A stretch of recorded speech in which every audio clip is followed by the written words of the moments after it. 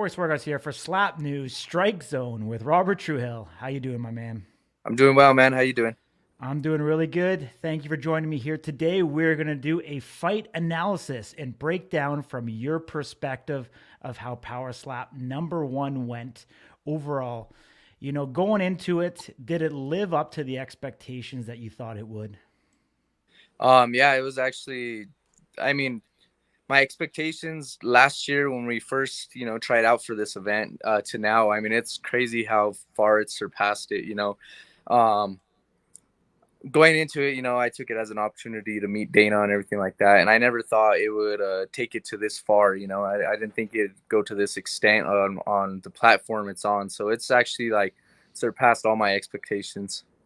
Amazing, man. So let's look at the tail of the tape here because I think a lot of these numbers are interesting. Obviously, age, I don't think plays that much into a factor. I mean, I guess if you get to the extremes, very young, very old, maybe it plays a little bit, but I don't see it playing too much into it.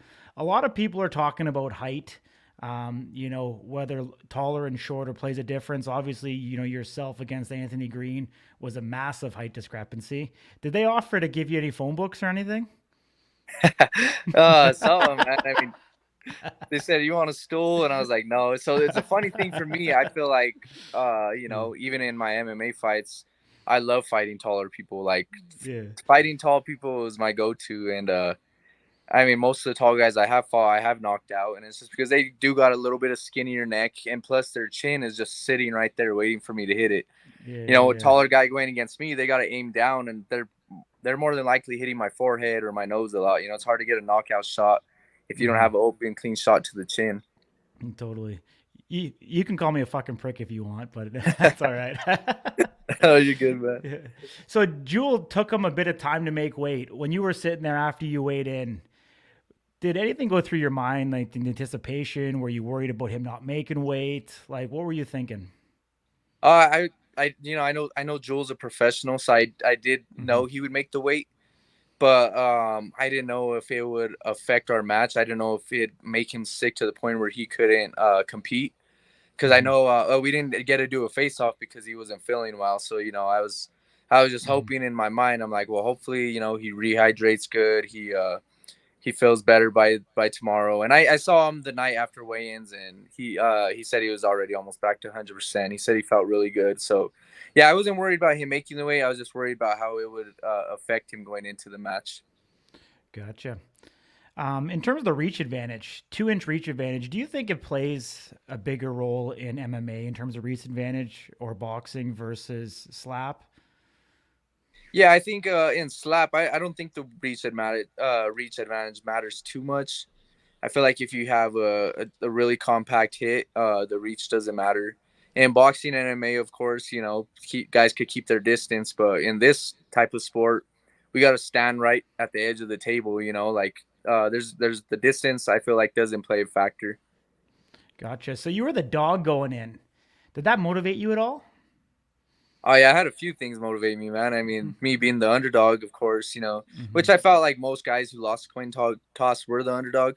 Mm-hmm. But also him coming down from welterweight to my division, which is lightweight, and they ranked him as the number one guy, and I feel like I already had earned that spot. So I feel Totally. like putting them having me ranked number two and him ranked number one over me motivate me a ton. Nice, man. I mean, when you came out like a true, MMA guy. You were bouncing side to side, getting loose. It's already happened here, but obviously I got to see it live. So we're seeing you kind of warming up, super, super confident. Looking across at Jewel right now, what's going through your head? Oh man, right there, I'm laser focused. I feel like I'm one of the performers who thrives under the crowd.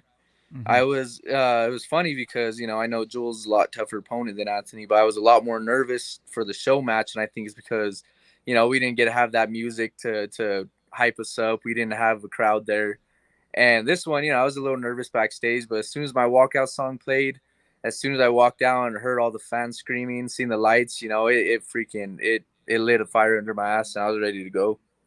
Yeah, I mean, you were the first fight of the night, so you didn't have to wait around long to get started. You didn't see other guys get knocked out, so you weren't saying like, "Oh shit, hopefully that's not me." You kind of got started, got the ball rolling, And obviously, Jewel won the coin toss, so he's getting ready to strike here. Jewel's got a very, very deep and long swing, and he went right on two in this particular occasion. Right now, you're staring him down. Are you just biting and gripping and praying, or what's going through your mind? I'm actually more just, like hit me, hit me. I Mm-hmm. wanted to see it. I wanted to show the people what type of chin I got, especially going against Joel, because Joel is one of the most powerful hitters in the competition. Mm-hmm. And I know a lot of guys roll with the hit, or they try to roll with it, and it looks like they're flinching. But me, I embrace the hit. I want to see it. I want to feel it. I want to feel everything he has. Yeah. And after taking that first hit, actually boosted my confidence a ton. I was pretty nervous in the back. It's a lot different than a fight. You have to stand there and just take the hit. Your stationary target. And I was just wondering how I was going to take that first hit, and because I know I could take a hit. I know I got a chin. Knock on wood. I've never actually been knocked down in any boxing match, any MMA match, any sparring match, and continue on to slap. My chin is held up for me. So yeah, once I took that first hit, it boosted my confidence because I'm like, all right, I keep 20 of these if I needed to. You know what I mean? Mm-hmm. So yeah, it boosted my confidence. So did Jewel hit harder or softer than you thought he was going to hit? Um, it was about right what I was expecting. It wasn't Mm-hmm. like a devastating, powerful shot, but it was for sure a super hard smack. Mm-hmm. I explained to some of my friends because they asked me if I got stunned at all, and I'm like no, like it felt like I got whipped across the face with a belt. I mean, like I said, he smacked me hard, but it wasn't like a devastating blow. Yeah, yeah. What do you think of this placement here? Good placement. I mean, right on the chin. We aim for the button, and yeah, perfectly on the chin right there. And like I said, I'm glad his hits were perfect on my chin. I want to show everyone what my chin's made of as well. Mm-hmm. Yeah, show there one more time. Yeah, good. I mean, good follow through. I mean, it didn't phase you. Obviously, you were confident. You obviously didn't step back in it at all. Here's you coming in for your first attempt.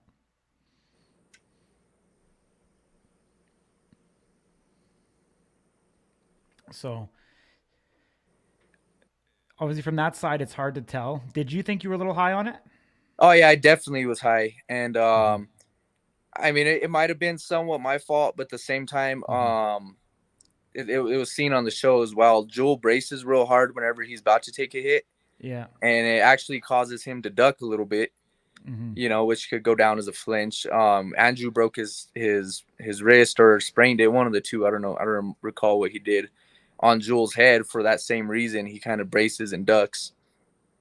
And yeah, I was aiming for the chin, and like I know I was high for that reason, and it actually hurt my wrist a little bit. I didn't know until like an hour after the match, after my adrenaline wore off. But after my adrenaline wore off, my wrist was a little sore, and I was rewatching, and I saw my placement was high just by the fact of where he just braced down ever like slightly, but that Mm-hmm. even that inch caused my hand to go up even a little bit more. Yeah, yeah. I mean, I've never taken a slap.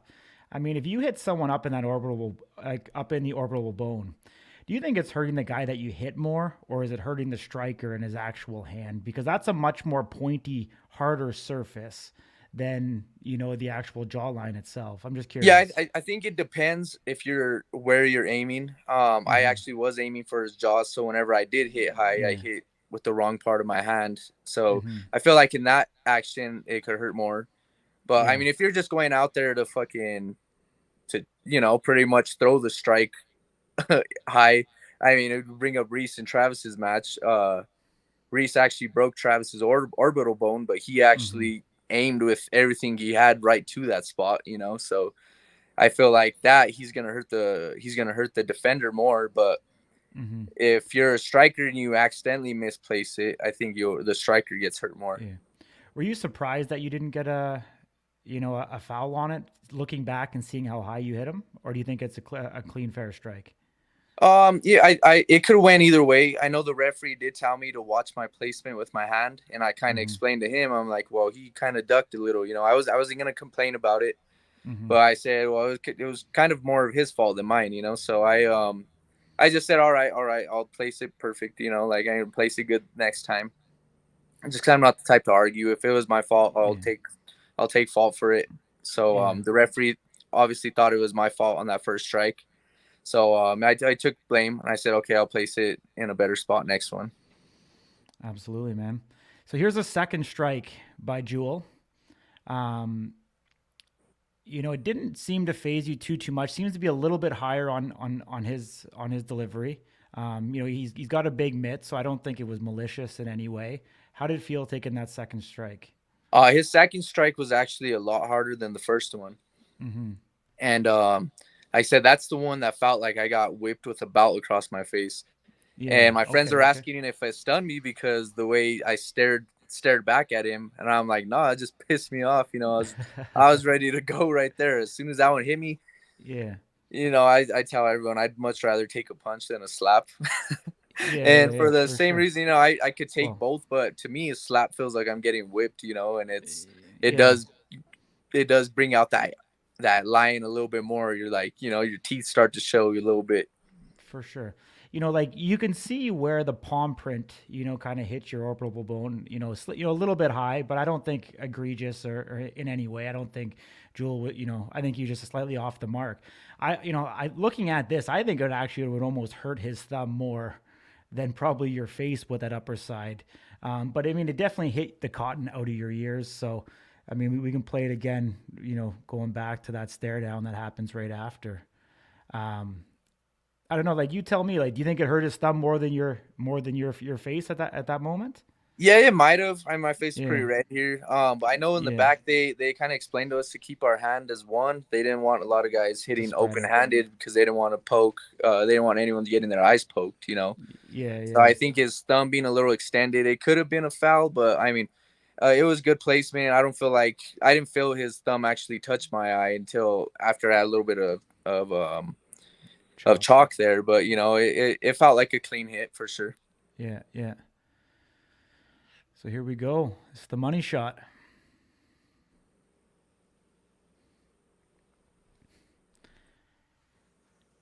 Yeah, and there it was, man. I mean, like I said, I've been a striker for 20 plus years, and I feel like my advantage in these competitions is, there's probably better slappers than me, of course, but with precision, I know where to put the lights out. I feel like I could put Mm-hmm. anyone's lights out regardless of weight class.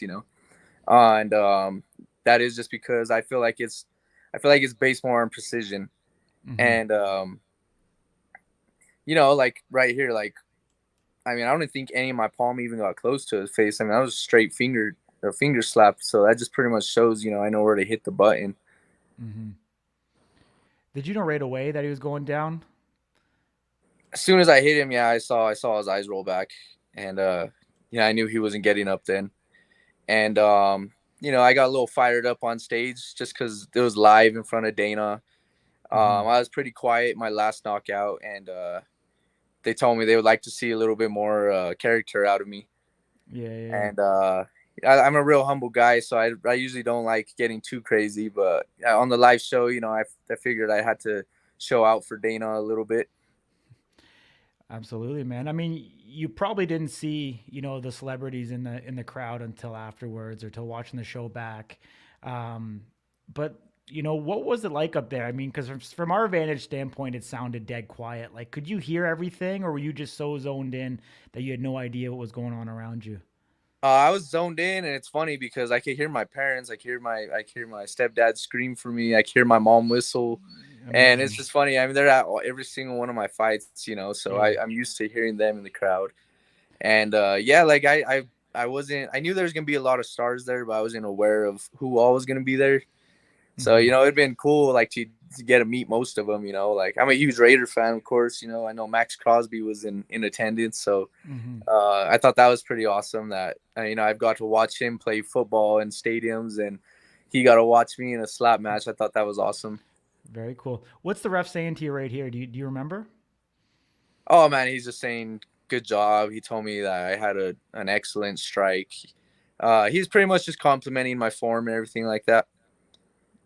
Cool, cool. And it fired me up a little bit too. I had to shout out my little hometown. Like I said, I'm from a Hmm. super small town, and I had everyone here. Everyone was, even one of my friends that works at McDonald's here.